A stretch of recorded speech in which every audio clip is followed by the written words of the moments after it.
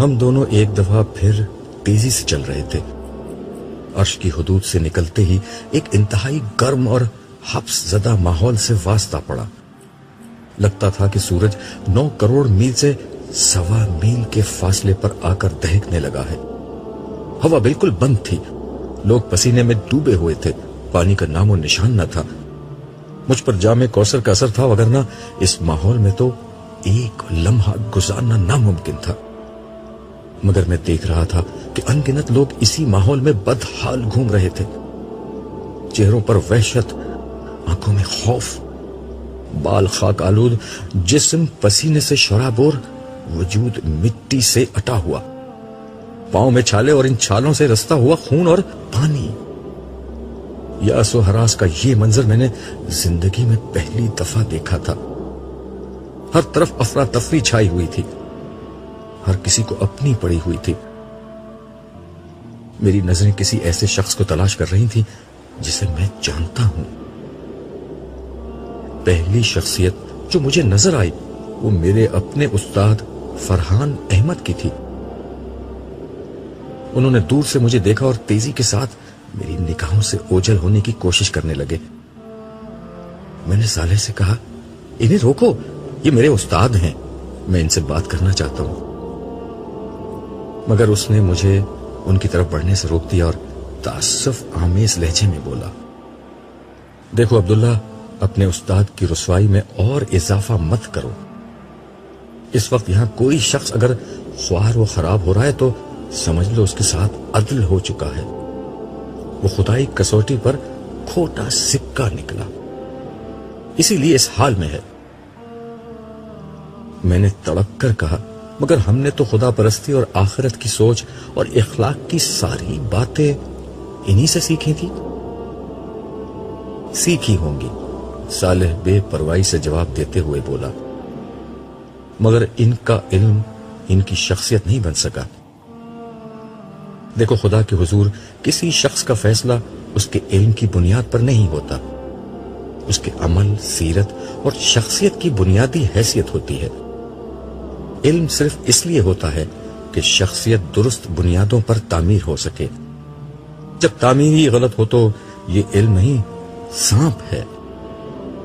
علم ظاہر تک رہے تو سانپ ہے اور دل میں اتر جائے تو دوست بن جاتا ہے. یہی تمہارے استاد کے ساتھ ہوا ہے.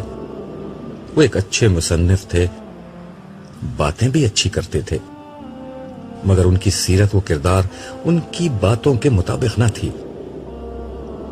در حقیقت تمہارے استاد سانپ پال رہے تھے. آج علم کے ان سانپوں نے انہیں ڈس لیا ہے.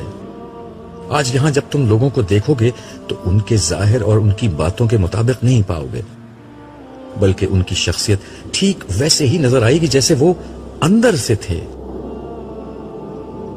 یاد رکھو، خدا لوگوں کو ان کے ظاہر اور ان کی باتوں پر نہیں پرکھتا، وہ عمل اور شخصیت کو دیکھتا ہے. خاص کر اہل علم کا احتساب آج کے دن بہت سخت ہوگا. جو باتیں دوسروں کے لیے عذر بن جائیں گی، عالم کے لیے نہیں بن سکیں گی. مگر انہوں نے بڑی قربانیاں دی تھیں. میں نے ہار نہ مانتے ہوئے کہا، ہاں مگر ان کا بدلہ انہیں دنیا ہی میں مل گیا. صالح نے جواب دیتے ہوئے کہا، علم کی غلطیاں معاف ہو سکتی ہیں، مگر شخصیت اور عمل کی کمزوری آج کے دن اسی حال میں پہنچائے گی جس میں تمہارے استاد مبتلا ہوئے ہیں. خیر، ابھی تو یہ دن شروع ہوا ہے، دیکھو آخر تک کیا ہوتا ہے. میں صدمے کی حالت میں دیر تک گمسم کھڑا رہا. میں ایک یتیم شخص تھا جس کا کوئی رشتہ ناتا نہ تھا. میرے لیے جو کچھ تھے وہ میرے استاد تھے. انہوں نے میری سرپرستی کی، مجھے علم سکھایا، میری شادی کروائی اور زندگی میں ایک مقصد دیا. جو شخص میرے لیے باپ سے زیادہ مقدم تھا، اسے اس حال میں دیکھ کر مجھے ایک شوق لگا تھا. میں اس کیفیت میں اپنے ماحول سے قطعاً لا تعلق ہو گیا. میرے سامنے ان گنت لوگ بھاگتے دوڑتے گرتے پڑتے چلے جا رہے تھے. فضا میں شعلوں کے دہکنے کی آواز کے ساتھ لوگوں کے چیخنے چلانے، رونے پیٹنے اور آہوزاری کرنے کی آوازیں گونج رہی تھیں۔ میں نے گردن گھما کر صالح کی طرف دیکھا۔ اس کا چہرہ ہر قسم کے تاثر سے عاری تھا اور وہ مستقل مجھے دیکھے جا رہا تھا۔ میری توجہ اپنی طرف مبذول پا کر وہ بولا، عبداللہ، تم میدان حشر کے احوال جاننے کے شوق میں اپنی جگہ چھوڑ کر یہاں آئے ہو تو ایسے بہت سے مناظر ابھی تمہیں اور دیکھنے ہوں گے۔ میں تمہیں مزید صدمات سے بچانے کے لیے ابھی سے یہ بات بتا رہا ہوں کہ تمہاری بیوی، 3 بیٹیوں اور 2 بیٹوں میں سے تمہاری ایک بیٹی لیلا اور ایک بیٹا جمشید اسی میدان میں خوار و پریشان موجود ہیں۔ صالح کی یہ بات سن کر میرے پاؤں تلے سے زمین نکل گئی۔ مجھے چکر سا آ گیا اور میں سر پکڑ کر بیٹھ گیا۔ صالح میرے ساتھ ہی زمین پر خاموش بیٹھ گیا۔ میری آنکھوں سے مسلسل آنسو بہ رہے تھے، مگر یہاں کسی کو کسی کی کوئی پرواہ نہیں تھی۔ کوئی کیوں بیٹھا ہے، کیوں کھڑا ہے، کیوں لیٹا ہے، کیوں رو رہا ہے، کیوں چیخ رہا ہے، کیوں ماتم کر رہا ہے، یہ کسی کا مسئلہ نہیں تھا۔ آج سب کو اپنی ہی پڑی تھی۔ ایسے میں کوئی رک کر مجھ سے میرا غم کیوں پوچھتا؟ لوگ ہمارے پاس سے بے نیازی سے گزرتے چلے جا رہے تھے۔ کچھ دیر بعد میں نے صالح سے پوچھا، اب کیا ہوگا؟ ظاہر ہے حساب کتاب ہوگا اور پھر اس کے بعد ہی کوئی حتمی بات سامنے آئے گی۔ اس کا جواب 2 ٹوک تھا۔ پھر وہ اپنی بات کی مزید وضاحت کرتے ہوئے بولا، پچھلی دنیا میں جن لوگوں نے آج کے دن کی حاضری کو اپنا مسئلہ بنا لیا تھا اور وہ اسی کے لیے جیے، چاہے وہ ایمان و اخلاق کے تقاضے پورے کرنے والے صالحین ہو یا خدا کے دین کی نصرت کو اپنا مسئلہ بنانے والے اہل ایمان، سب کے سب اس طرح اٹھائے گئے ہیں کہ ان کی نجات کا فیصلہ ہو چکا ہے۔ ان لوگوں نے زندگی میں صرف نیکیاں کمائی تھیں، خالق و مخلوق کے حقوق پورے کیے تھے، چنانچہ ان کی موت ہی ان کا پروانہ نجات بن کر سامنے آئی تھی اور حشر کے دن انہیں شروع ہی سے عافیت نصیب ہو گئی۔ مگر گناہ تو سب کرتے ہیں، تو کیا ان لوگوں نے گناہ نہیں کیے تھے؟ میں نے پوچھا۔ ہاں، گناہ انہوں نے بھی کیے تھے، مگر ان کے چھوٹے موٹے گناہ ان کی نیکیوں نے ختم کر دیے، اور اگر کبھی کسی بڑے گناہ سے دامن آلودہ ہوا تو انہوں نے فوراً توبہ کے آنسوؤں سے ان داغوں کو دھو دیا تھا۔ ایسے تمام صاف ستھرے پاکیزہ لوگ اس وقت عرش کے سائے کے نیچے موجود ہیں۔ ان لوگوں کا رسمی حساب کتاب ہوگا، جس کے بعد ان کی کامیابی کا اعلان کر دیا جائے گا۔ اس کے برعکس جن لوگوں کے نامہ اعمال میں کوئی ایسا بڑا جرم ہوا ہو جو ایمان ہی کو غیر مؤثر کر دے، جیسے کفر، شرک، منافقت، قتل، زنا بالجبر، ارتداد، یتیموں کا مال کھانا، اللہ کی حدود کو پامال کرنا اور اسی نوعیت کے دیگر جرائم وغیرہ، تو میزان عدل میں ایسے لوگوں کے گناہوں کا پلڑا بھاری ہوگا اور انہیں جہنم کی سزا سنا دی جائے گی۔ صالح نے قانون کی تفصیلی وضاحت کی، لیکن انسان تو ان 2 انتہاؤں کے درمیان بھی ہوتے ہیں، ان کا کیا ہوگا؟ میں نے سوال کیا تو صالح نے جواب دیا، ہاں، ان 2 انتہاؤں کے درمیان وہ لوگ ہیں جن کے پاس ایمان اور کچھ نہ کچھ عمل صالح کا سرمایہ بھی ہے، مگر وہ دنیا میں گناہ بھی کرتے رہے اور توبہ بھی نہیں کی۔ ایسے لوگوں کو اپنے گناہوں کی پاداش میں حشر کے دن کی سختی جھیلنی ہوگی، اس کے بعد نجات کا کوئی امکان پیدا ہوگا۔ آج جو لوگ میدان حشر میں پھنسے ہوئے ہیں وہ یا تو مجرمین ہیں جنہیں آخر کار جہنم میں پھینکا جائے گا، یا پھر وہ اہل ایمان ہیں جن کا دامن گناہوں سے داغدار ہے۔ سو جس کے گناہ جتنے زیادہ اور جتنے بڑے ہوں گے، آج کے دن اسے اتنا ہی خوار و خراب ہونا ہوگا۔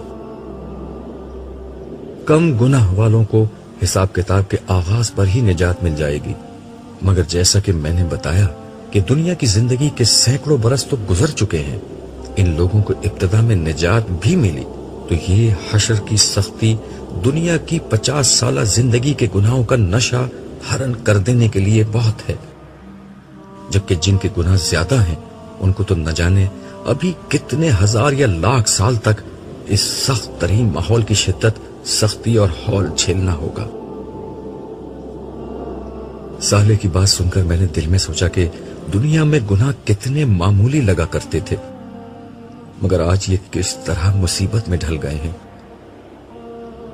کاش لوگ اپنے گناہوں کو چھوٹا نہ سمجھتے اور مستقل توبہ کو اپنا معمول بنا لیتے۔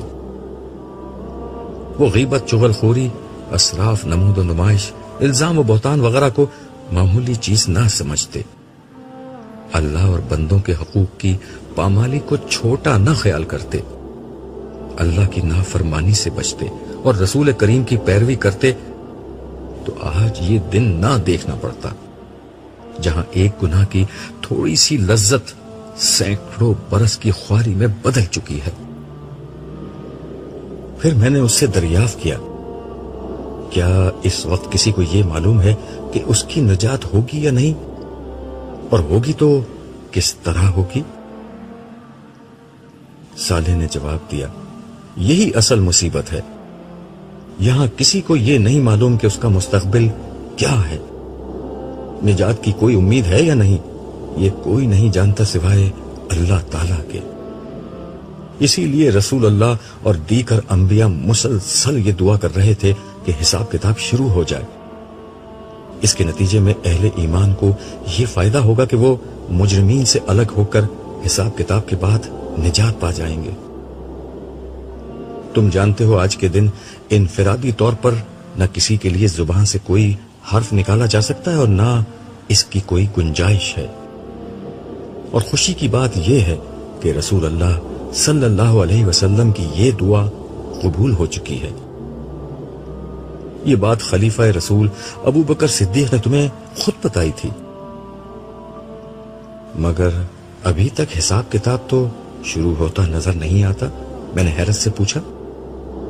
تو صالح بولا، دعا قبول ہوئی ہے مگر اس پر عمل درآمد اللہ تعالیٰ اپنی حکمت اور مصلحت کے تحت ہی کریں گے۔ ہو سکتا ہے ابھی تک پوری دنیا سے لوگ قبروں سے نکلنے کے بعد یہاں پہنچے ہی نہ ہوں۔ کیا مطلب؟ لوگ اتنے برسوں میں بھی یہاں تک نہیں آئے؟ تمہارا کیا خیال ہے آج لوگ ہوائی جہاز، ریلوں، بسوں اور موٹروں میں بیٹھ کر یہاں تک آئیں گے؟ آج سب پیدل دوڑتے آ رہے ہیں۔ اسرافیل کے سور نے لوگوں کو اس سمت آنے کے لیے مجبور کر دیا ہے۔ آج سمندر پاٹ دیے گئے ہیں اور پہاڑ ڈھا دیے گئے ہیں، اسی لیے لوگ سیدھا یہاں آ رہے ہیں، مگر ظاہر ہے پیدل آتے ہوئے وقت تو لگے گا۔ البتہ صالحین کے ساتھ فرشتے تھے جو انہیں فوراً یہاں لے آئے۔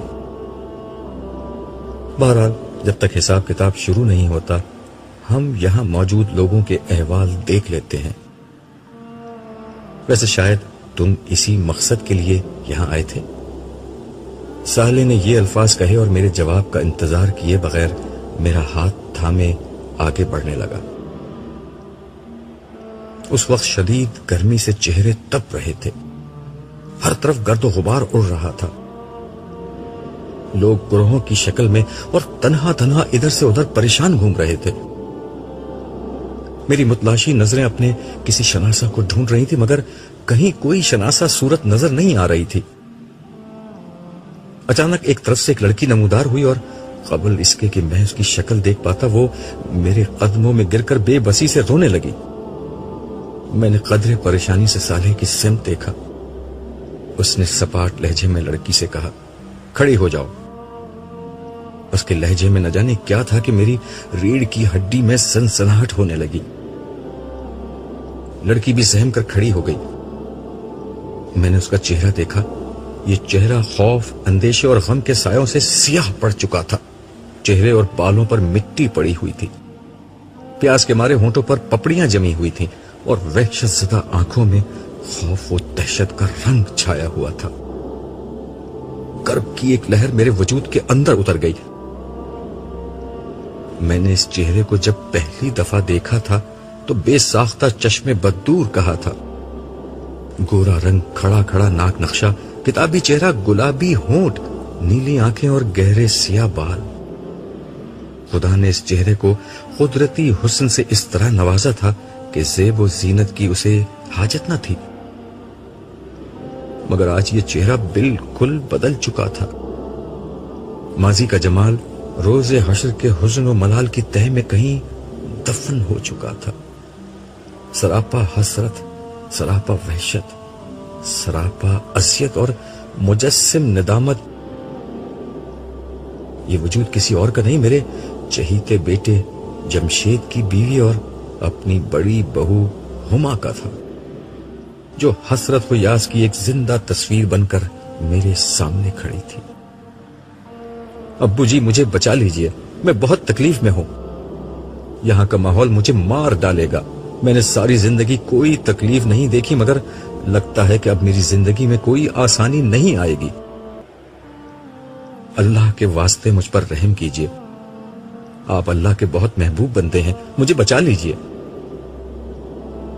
یہ کہتے ہوئے ہما ہچکیاں لے کر رونے لگی. جمشید کہاں ہے؟ میں نے ڈوبے ہوئے لہجے میں دریافت کیا. وہ یہیں تھے، وہ بھی آپ کو ڈھونڈ رہے ہیں. مگر یہ اتنی بڑی جگہ ہے اور اتنے سارے لوگ ہیں، کسی کو ڈھونڈنا ناممکن ہے. ان کا حال بھی بہت برا ہے. وہ مجھ سے بہت ناراض تھے. انہوں نے ملتے ہی مجھے تھپڑ مار کر کہا تھا کہ تمہاری وجہ سے میں برباد ہو گیا. ابو میں بہت بری ہوں. میں خود بھی تباہ ہو گئی اور اپنے خاندان کو بھی برباد کر دیا. پلیز مجھے معاف کر دیں اور مجھے بچا لیں. اللہ کا عذاب بہت خوفناک ہے، میں اسے برداشت نہیں کر سکتی. ہما فریاد کر رہی تھی اور اس کی آنکھوں سے آنسوؤں کی لڑیاں بہہ رہی تھی. میرے دل میں پدری محبت کا جذبہ جوش مارنے لگا. وہ بہرحال میری بہو تھی. مگر اس سے پہلے کہ میں کچھ کہتا، سہلے اسی سپاٹ لہجے میں بولا، یہ بات تمہیں دنیا میں سوچنی چاہیے تھی ہما بی بی. آج تمہاری عقل ٹھکانے آ گئی ہے. مگر یاد ہے دنیا میں تم کیا تھیں؟ تمہیں شاید یاد نہ آئے، میں یاد دلاتا ہوں. یہ کہتے ہوئے سالے نے اشارہ کیا اور یک لخت ایک منظر سامنے نظر آنے لگا. یہ جمشید اور ہما کا کمرہ تھا. مجھے لگا میرے ارد گرد کا ماحول غائب ہو چکا ہے اور میں اسی کمرے میں ان دونوں کے ہمراہ موجود ہوں اور براہ راست سب کچھ دیکھ اور سن رہا ہوں. جمشید، اب میں اس ملک میں نہیں رہ سکتی. اب ہمیں کسی ویسٹرن کنٹری میں شفٹ ہو جانا چاہیے. ڈریسنگ ٹیبل کے سامنے بیٹھی ہوئی ہما نے اپنے کٹے ہوئے بالوں کو برش کرتے ہوئے کہا. جمشید بیڈ پر لیٹا ٹی وی دیکھ رہا تھا. اس نے کوئی جواب نہیں دیا. تم نے سنا جمشید میں نے کیا کہا؟ یس، میں نے سن لیا، لیکن میرا پورا خاندان یہاں ہے. میں انہیں چھوڑ کر کیسے جاؤں؟ بالکل ویسے ہی جیسے تم ان کا گھر چھوڑ کر میرے ساتھ الگ ہو چکے ہو. یہاں کی بات اور ہے. میں ہفتے میں ایک دفعہ جا کر ان سے مل تو لیتا ہوں. دوسرا یہ کہ فورن ٹرپ تو ہم ہر سال ہی کر لیتے ہیں. پھر ہمیں باہر شفٹ ہونے کی کیا ضرورت؟ نہیں، اب بچے بڑے ہو رہے ہیں. میں چاہتی ہوں کہ ان کی پرورش باہر ہی ہو. لیکن میں یہ چاہتا ہوں کہ میرے بچے میرے ماں باپ کی صحبت کا فائدہ اٹھائیں. میں تو اپنے ماں باپ کی نیکی کا کوئی حصہ نہیں پا سکا، لیکن کم از کم میری اولاد تو نیک ہو. انہی کی صحبت سے تو میں اپنی اولاد کو بچانا چاہتی ہوں. میرے ایک بچے کو بھی اپنے ددیال کی ہوا لگ گئی تو اس کی زندگی خراب ہو جائے گی. اس کے ساتھ ہی فون کی گھنٹی بجی. جمشید نے فون اٹھایا. جمشید نے اچھا کہہ کر ریسیور نیچے رکھ دیا اور ہما کو مخاطب کر کے کہا، تمہارے پاپا ہمیں نیچے بلا رہے ہیں. پھر ہما کی بات کا جواب دیتے ہوئے بولا، تم آخر میرے ماں باپ کے بارے میں اتنی نیگیٹو کیوں ہو؟ انہوں نے میری خوشی کی خاطر تمہیں بہو کے طور پر قبول کیا، حالانکہ تمہارے انداز و اطوار انہیں بالکل پسند نہ تھے. तुम मुझे लेकर अलग हो गई तब भी उन्होंने बुरा नहीं माना। बस बस रहने दो, हुमा तिनक कर बोली। उन्हें मेरे अंदाज व अतवार नापसंद थे, मगर तुम मेरे इश्क में दीवाने हो रहे थे, इसलिए उन्होंने मजबूरन तुम्हें मुझसे शादी की इजाजत दी। तुम उनसे अलग होकर यहां ज्यादा अच्छी जिंदगी गुजार रहे हो, पापा के बिजनेस में शरीक हो, करोड़ों में खेलते हो। जमशेद, मुझसे शादी करके तुम सरासर फायदे में रहे हो, तुमने कोई नुकसान नहीं उठाया। पता नहीं क्यों तुम्हारी बातें सुनकर कभी कभी अब्बू की याद आ जाती है कि नफा और नुकसान का फैसला आखिरत के दिन होगा। यार, ये फजूल मजहबी बातें खत्म करो, मुझे इनसे चिढ़ आती है। कोई क़यामत वगैरह नहीं आनी, लाखों बरस से दुनिया का सिस्टम ऐसे ही चल रहा है। If you are smart, powerful and wealthy, you are the winner. All others are losers and idiots. And you know this judgement day talk is nothing but rubbish. वैसे फॉर योर काइंड इंफॉर्मेशन, मेरे पापा ने अपने पीर साहब से ये guarantee ले रखी है कि क़यामत में वो उन्हें बख्शवा देंगे। उनको बहुत पैसा देते हैं मेरे पापा। हाँ, जिस तरह नाजायज मुनाफाखोरी, कानून की खिलाफ वर्जी और दीगर हराम जराए से पैसा कमाते हैं, उसको कहीं तो पाक करना होगा। मुझे सब मालूम है, तुम्हारे पापा और चौधरी मुख्तार साहब कई बिजनेस में पार्टनर्स हैं और 2 नंबर के हथकंडों से पैसा कमाते हैं। अच्छा, इतना ही हलाल हराम का ख्याल है तो छोड़ दो पापा का बिजनेस। बिजनेस तो छोड़ दूं, मगर तुम्हें कैसे छोड़ूं? मुझे मालूम है कि इसके बाद जॉब करने से ना तुम्हारे खर्चे पूरे होंगे और ना मैं तुम्हारा लिविंग स्टैंडर्ड मेंटेन कर सकूंगा। तुम्हारे इश्क ने मुझे कहीं का ना छोड़ा, मगर ना मैं जिस खानदान से हूं वहां हलाल और हराम ही सब कुछ है। इसीलिए इतनी मिडिल क्लास जिंदगी गुजार रहे हैं वो लोग। अच्छा हुआ तुम मेरे साथ आ गए, वगरना अपने भाइयों की तरह मोटरसाइकिल पे घूमते या 800 सीसी गाड़ी चलाते और किसी फ्लैट में सड़ी हुई जिंदगी गुजार कर मर जाते। जिंदगी अच्छी गुजारें या बुरी, मरना तो हमें है। पता नहीं आखिरत में हमारे साथ क्या होगा। बेफिक्र रहो, कुछ नहीं होगा, वहां भी हम ठाठ से रहेंगे। मेरे पापा के पीर साहब के सामने तो तुम्हारे अल्लाह मियां भी कुछ नहीं बोल सकते। कलमा कुफर तो मत बको। और अल्लाह मेरा कहां रहा है? जब मैं अल्लाह का नहीं रहा तो वो मेरा कैसे रहेगा? ये जुमला कहते हुए जमशेद का लहजा भर रह गया और उसकी आंखों में नमी आ गई, मगर हुमा उसके बहते हुए आंसुओं को नहीं देख सकी। उसका सारा ध्यान आईने की तरफ था। अब वो अपने मेकअप से फारिग हो चुकी थी, इसलिए ड्रेसिंग टेबल के सामने से उठते हुए बोली, अच्छा छोड़ो ये फजूल बातें, नीचे चलो, पापा इंतजार कर रहे होंगे। सालेह ने दोबारा इशारा किया और मंजर खत्म हो गया, लेकिन साथ ही हुमा की हर उम्मीद को भी खत्म कर गया। सालेह ने उसी सफाकी और कातिल लहजे में सख्ती के साथ कहा, तुमने देखा, तुम्हारी जबान से निकला हुआ एक एक लफ्ज रिकॉर्ड कर लिया गया है। तो जाओ हुमा बीबी, अपने पीर साहब को ढूंढो जो तुम्हें बख्शवा सकते हैं और जिनके सामने अल्लाह ताला भी। साले ने जुमला अधूरा छोड़ दिया, मगर हुमा के अल्फाज दोहराते वक्त उसके लहजे में जो गज़ब आ गया था, उससे मैं खुद दहल कर रह गया। हुमा भी बुरी तरह खौफजदा हो गई। इससे पहले कि साले कुछ और कहता, वो रोती चीखती हुई वहां से भाग गई। इस मंजर में जमशेद को देखकर मेरी हालत फिर डामाडोल हो चुकी थी। जाहिर है कि हुमा की तरह वो भी सख्तियों भरे मैदान में परेशान हाल फिर रहा होगा। मैं सोच रहा था कि जमशेद इसी हाल में मेरे सामने आ गया तो मैं क्या करूंगा। मैं इसी सोच में गलता था कि साले ने मेरी कमर थपथपाकर कहा, आओ चलते हैं। न जाने उस थपकी में क्या बात थी कि मैंने महसूस किया कि मेरे ऊपर तारी होने वाली परेशानी की कैफियत बहुत ہلکی ہو گئی ہے۔ میں قدرے بشاشت سے اس کے ساتھ چلنے لگا۔ ارد گرد پھر وہی پریشان اور وحشت زدہ لوگوں کی ہلچل تھی۔ ہم کچھ ہی دور آگے چلے تھے کہ سامنے سے چودھری مختار صاحب آتے نظر آئے۔ انہوں نے شاید مجھے دیکھ لیا تھا اور میری ہی طرف آ رہے تھے۔ چودھری صاحب میرے بیٹے جمشید کے سسر کے بزنس پارٹنر تھے۔ اس حیثیت سے میری ان سے رسمی واقفیت تھی۔ میرے قریب آتے ہی انہوں نے مجھ سے گلے ملنے کی کوشش کی، جسے صالح نے ہاتھ آگے بڑھا کر یہ کہتے ہوئے ناکام بنا دیا، دور رہ کر بات کرو۔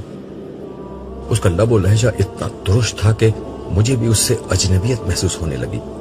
اپنی اس رسوائی کے باوجود چودھری صاحب کے جوش میں کمی نہ آئی۔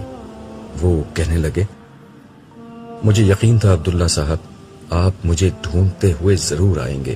آپ کو یاد ہے عبداللہ صاحب، میں نے ایک مسجد تعمیر کرائی تھی جس میں آپ بھی نماز پڑھا کرتے تھے۔ اس کے علاوہ بھی میں غریبوں مسکینوں کی مدد کیا کرتا تھا۔ مجھے یاد ہے چودھری صاحب، میں نے دھیرے سے انہیں جواب دیا۔ بس تو آپ میری سفارش کر دیجئے، میں بہت دیر سے پریشان گھوم رہا ہوں۔ یہاں تو جس کو دیکھو اپنی ہی پڑی ہے، نہ کوئی کچھ بتاتا ہے، نہ سیدھے منہ بات کرتا ہے۔ یہ آخری بات کہتے ہوئے انہوں نے بے اختیار صالح کی طرف دیکھا۔ میں نے بھی گردن گھما کر صالح کی طرف دیکھا۔ اس نے لمحہ بھر کے لیے مجھے دیکھا اور پھر چودھری صاحب کے چہرے پر نظریں گاڑتے ہوئے بولا، آپ نے مسجد ضرور بنوائی تھی، مگر اللہ تعالیٰ کے لیے نہیں بلکہ اپنی نیک نامی کے لیے۔ جب پیسے اللہ کو دیے جاتے ہیں تو گردن جھکی ہوتی ہے، ہاتھ بندھے ہوتے ہیں، لہجہ پست ہوتا ہے اور دل میں عاجزی اور خوف ہوتا ہے۔ مگر آپ کے معاملے میں ایسا نہیں تھا۔ آپ اپنا نام چاہتے تھے، سو دنیا میں نام ہو گیا۔ اب تو آپ کو حساب دینا ہوگا کہ یہ پیسہ کمایا کس طرح تھا۔ اور ہاں، اچھے کاموں پر تو آپ کبھی کبھار ہی پیسے خرچ کیا کرتے تھے۔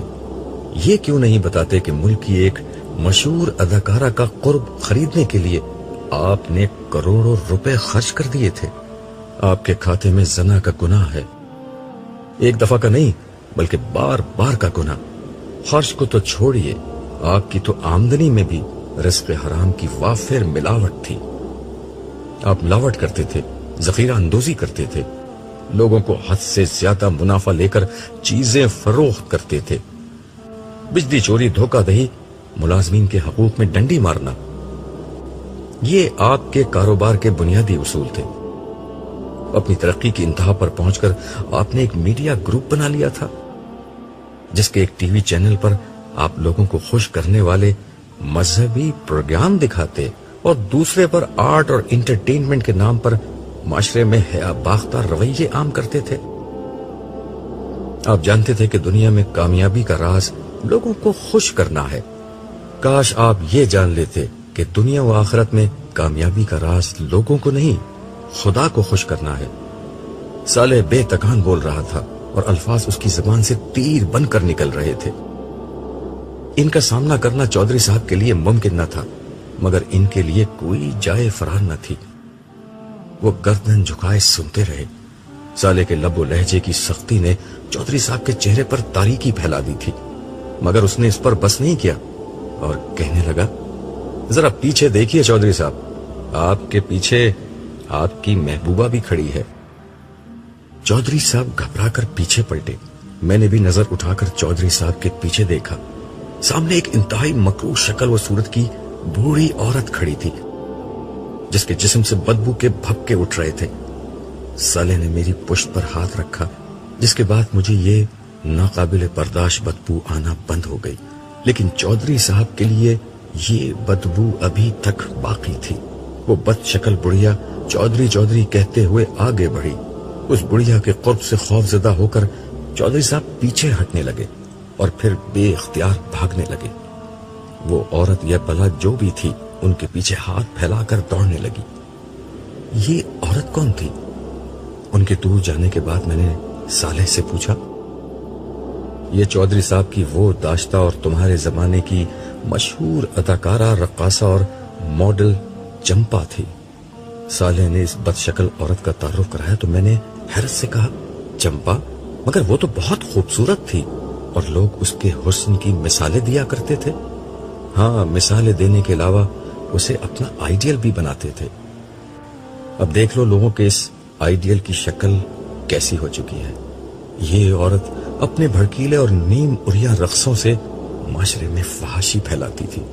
اب خدا کا فیصلہ یہ ہے، جن دلوں پر راج کرتی تھی جہنم میں انہی لوگوں پر اسے عذاب بنا کر مسلط کر دیا جائے. صالح نے ہنستے ہوئے جواب دیا. میں دل میں سوچنے لگا کہ میرے زمانے میں فحاشی شاید انسانی تاریخ میں سب سے زیادہ بڑھ چکی تھی. ٹیلی ویژن نے گھر گھر اس طرح کی اداکاراؤں کے جلوے بکھیر دیے تھے. اس دور کے تمام معاشروں نے فحاشی اور عریانی پھیلانے والی ایسی خواتین کو عزت کے بلند ترین مقام پر بٹھا دیا تھا. فلمی اداروں اور ٹی وی چینلز کے مالکان کے نزدیک وہ عورتیں مال کمانے کا سب سے سستا اور آسان ذریعہ تھی، جن کے فحش رقصوں، دلربا اداؤں اور کم لباسی کو بیچ کر یہ لوگ اپنی دولت میں اضافہ کیا کرتے تھے. نوجوان ان کے دیوانے تھے اور اپنے ہونے والی بیویوں میں ان کی صورتیں اور نخرے تلاش کرتے تھے. لڑکیاں انہی کے انداز و لباس کی نقل کر کے خود کو سنوارا کرتی تھیں. انہی کی وجہ سے شریف مگر عام شکل و صورت والی کتنی ہی لڑکیاں معاشرے میں بے وقت ہو گئی تھیں. ان میں سے کتنی تھیں جو اپنے آنگن میں بہاروں کی راہ تکتے تکتے سفید بالوں کی خزاں رخ تک جا پہنچی، اور کتنی تھیں جو معاشرے کی ناقدری کے داغ کو اپنی شرافت کی چادر میں چھپائے دنیا سے رخصت ہو جاتی تھی. میرے چہرے پر دکھ کے آثار واضح تھے. یہ آثار صالح نے پڑھ لیے تھے.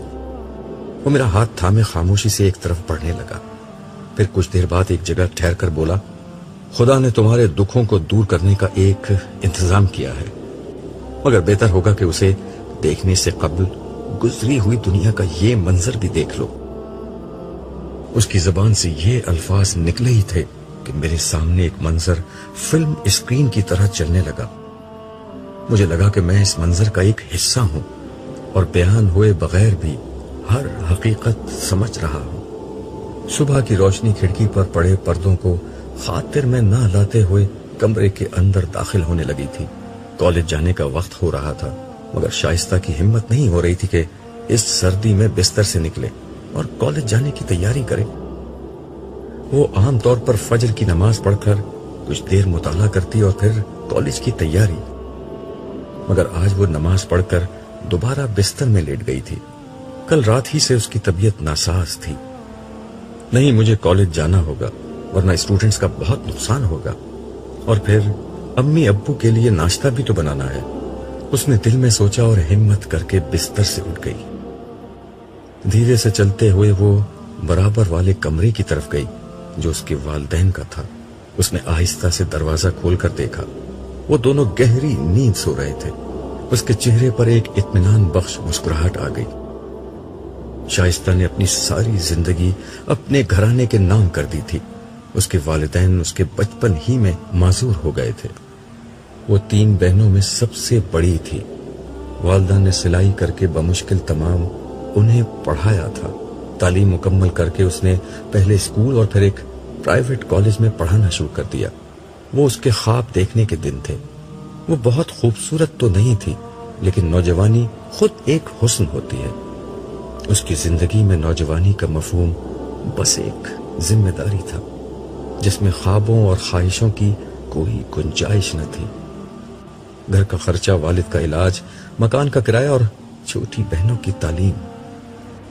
دونوں چھوٹی بہنیں خوش شکل تھیں. بڑی ہوئیں تو آنے والے ہر رشتے کا رخ انہی کی طرف تھا. شائستہ راہ کی دیوار نہیں بنی اور خوشی خوشی بہنوں کو ان کے گھر آباد کر دیا. یہ ذمہ داریاں پوری کرتے کرتے اس کی جوانی ڈھلتی چلی گئی اور اب وہ اپنے بوڑھے والدین کا بوجھ اٹھانے کے لیے تنہا رہ گئی تھی. ان حالات میں اس کا سہارا خدا کی ذات تھی. اسے خدا سے بہت شدید محبت تھی. اتنی محبت کہ زندگی کی کسی محرومی نے اس کے اندر تلخی نہیں آنے دی. وہ نماز روزی کی پابند تو بچپن سے تھی، مگر خدا کی محبت کی یہ مٹھاس اسے اس کے روحانی استاد عبداللہ صاحب کی کتابیں پڑھ کر ملی تھی. اور اب یہ اس کی زندگی کا مشن تھا کہ وہ خدا کی بندگی اور محبت کی یہ مٹھاس अपने नौजवान तलबा तक मुंतकिल करे। वो एक बेहतरीन उस्ताद थी और उसके तलबा उसकी बहुत इज्जत करते थे, इसीलिए वो उसकी बातें हमेशा तवज्जो से सुनते और शाइस्ता शौक से उन्हें पढ़ाती थी। मगर आज न जाने क्यों उसका दिल बहुत उदास था। शायद तबीयत की खराबी का असर था कि वो डिप्रेशन की कैफियत में थी। नाश्ते से फारिग होकर वो आईने के सामने खड़ी कॉलेज जाने के लिए तैयार हो रही थी। उसने अपने चेहरे को गौर से देखा। ढलती जवानी के सारे असरात अब जाहिर हो रहे थे। वो एक कर्ब के साथ मुस्कुराई और खुद को मुखातिब करके धीरे से बुड़बुड़ाई, शाइस्ता, तुम हार गई। तुम्हारे हिस्से में तन्हाइयों के सिवा कुछ नहीं आया। ये कहते हुए इसने आंखें बंद कर ली। शायद ये उसका इतराफ शिकस्त था। मगर उसी लम्हे उस्ताद अब्दुल्ला की एक बात उसके कानों में गूंजने लगी, जो खुदा से सौदा करता है वो कभी नुकसान नहीं उठाता। एक मुस्कुराहट के साथ उसने आंखें खोली और ठहरे हुए लहजे में बोली, देखते हैं, देख लेंगे, अब वक्त ही कितना बचा है। मंजर खत्म हो गया। मैंने सालेह की सिमत देखकर कहा, मैं तो इस लड़की को नहीं जानता। अब जान लोगे। वैसे तुम जो कुछ लिखते थे वो बहुत दूर तक जाता था। सालेह ने जवाब दिया और साथ ही मेरा हाथ थामे एक सिमत आगे बढ़ने लगा। थोड़ी देर बाद हम एक ऐसी जगह पहुंचे जहां वैसे ही सख्तगीर फरिश्ते नजर आए जैसे अर्श की सिमत आम लोगों को बढ़ने से रोकने के लिए खड़े थे। मगर सालेह को देखकर उन्होंने हमारा रास्ता छोड़ दिया। जरा दूर चलकर हमारे सामने एक दरवाजा आ गया। सालेह ने दरवाजा खोला और मेरा हाथ थामे अंदर दाखिल हो गया। ये दरवाजा एक दूसरी दुनिया का दरवाजा था, क्योंकि उसके दूसरी तरफ हशर के परेशान कुन माहौल के बरक्स मंजर फैला हुआ था। मैं बेख्तियार बोला, साले, हम वापस नबियों के कैंपों की तरफ तो नहीं आ गए? उसने मुस्कुराकर कहा, हाँ, तुम्हारा दुख तो यहीं आकर दूर हो सकता है। हम चलते हुए एक शानदार खेमे के करीब पहुंचे। उसके दरवाजे पर एक इंतहाई बावकार और पुर नूर चेहरे वाले एक साहब खड़े थे। ये मेरे लिए बिल्कुल अजनबी थे। करीब पहुंचकर सालेह ने उनसे मेरा तारुफ कराया। ये अब्दुल्ला है, मोहम्मद रसूलुल्लाह की उम्मत के आखिरी दौर के उम्मती, और आप नहूर हैं, यरमैया नबी के इंतहाई करीबी साथी। नहूर, आप इन्हीं से मिलना चाह रहे थे ना? ये एक अजीम पैगंबर के सहाबी का मुझसे तारुफ भी था और ये वजाहत भी कि मैं यहां क्यों मौजूद हूं। मैंने नहूर से मुसाफे के लिए हाथ बढ़ाया, लेकिन उन्होंने पुरजोश अंदाज में मुझे अपने गले से लगा लिया। मैंने इसी हाल में उनसे कहा, यरमैया नबी से मुलाकात का शर्फ तो मुझे अभी तक हासिल नहीं हुआ, लेकिन आपसे मिलना भी किसी एजाज से कम नहीं है।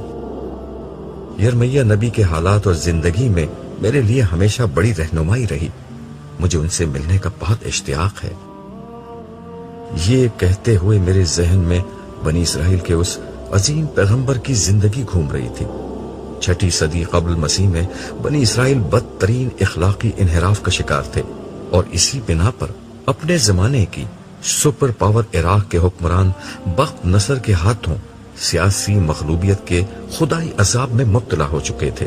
मगर उनके लीडरों ने कौम की इस्लाह करने के बजाय उनके यहाँ सियासी गलबे की सोच आम कर दी। यरमैया नबी ने बनी इसराइल को उनकी इखलाकी और ईमानी गुमराहियों पर मुतनब्बे किया और उन्हें समझाया कि वक्त की सुपर पावर से टकराने के बजाय अपनी इस्लाह करें। मगर उनकी कौम ने अपनी इस्लाह करने के बजाय उन्हें कुएं में उल्टा लटका दिया और फिर बख्त नसर के खिलाफ बगावत कर दी। इसके बाद बख्त नसर अजाब इलाही बनकर नाजिल हुआ और उसने यरूशलेम यानी बैतुल मुकद्दस की ईंट से ईंट बजा दी। 6 लाख यहूदी कत्ल हुए और 6 लाख को वो गुलाम बनाकर अपने साथ ले गया। मैं इसी सोच में था कि नहूर ने मेरी बात का जवाब देते हुए कहा, इंशाअल्लाह उनसे भी जल्द मुलाकात हो जाएगी, मगर सरे दस्त तो मैं आपको किसी और से मिलवाना चाहता हूं। ये कहते हुए वो मुझसे अलग हुए और خیمے کی طرف رخ کر کے کسی کو آواز دی، ذرا باہر آنا، دیکھو تو تم سے کون ملنے آیا ہے۔ نور کی آواز کے ساتھ ہی ایک لڑکی خیمے سے نکل کر ان کے برابر آ کھڑی ہوئی تھی۔ یہ لڑکی اپنے حلیے سے کوئی شہزادی اور شکل و صورت میں پرستان کی کوئی پری لگ رہی تھی۔ اس لڑکی نے گردن جھکا کر مجھے سلام کیا اور مجھے مخاطب کر کے کہا، آپ مجھے نہیں جانتے، مگر میرے لیے آپ میرے استاد ہیں، اور اس رشتے سے میں آپ کی روحانی اولاد ہوں۔ میرا نام شائستہ ہے۔ گمراہی کے اندھیروں میں خدا کے سچے دین کی روشنی میں نے آپ کے ذریعے سے پائی تھی۔ خدا سے میرا تعارف آپ نے کروایا تھا۔ خدا کے ساتھ انسان کا اصل تعلق کیا ہونا چاہیے یہ میں نے آپ ہی سے سیکھا تھا۔ آج دیکھیے خدا نے مجھ پر احسان کیا اور اب میں ایک عظیم نبی کے صحابی کی بیوی بننے جا رہی ہوں۔ تھوڑی دیر قبل صالح نے اسی لڑکی کو مجھے دکھایا تھا، مگر اب اس کی حالت میں جو انقلاب آ چکا تھا اسے دیکھ کر میں دنگ رہ گیا۔ لیکن اسے اس طرح دیکھ کر مجھے جتنی خوشی ہوئی اس کو میں الفاظ میں بیان نہیں کر سکتا۔ میں نے شائستہ سے کہا، میری طرف سے آپ دونوں دلی مبارکباد قبول کیجیے۔ امید ہے کہ آپ مجھے اپنی شادی میں بھی یاد رکھیں گے۔